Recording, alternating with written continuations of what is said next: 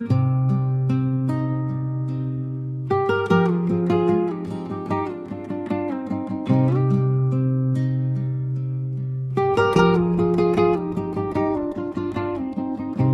yada düştü senli günlerim.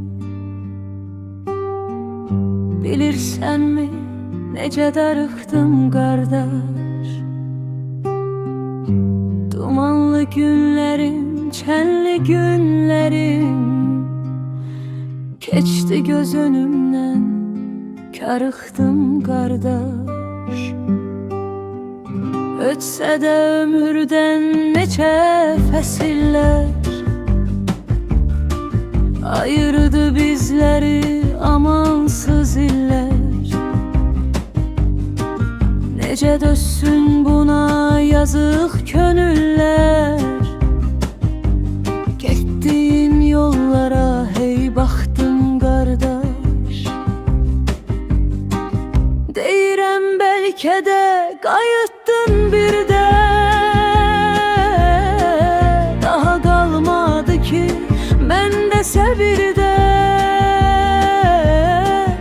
Ölsəm od tutaraq yanar qəbirdə.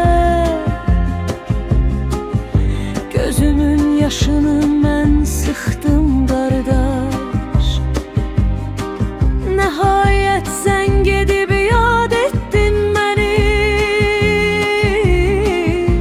Açıldı bu qəlbim, şad etdin məni.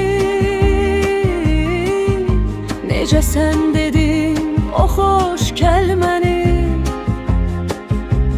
Baxşeş tək könlümə axıtdım qardaş. Vaqifin gözünün qurışığısan. Bu kiçik daxmamın yaraşığısan.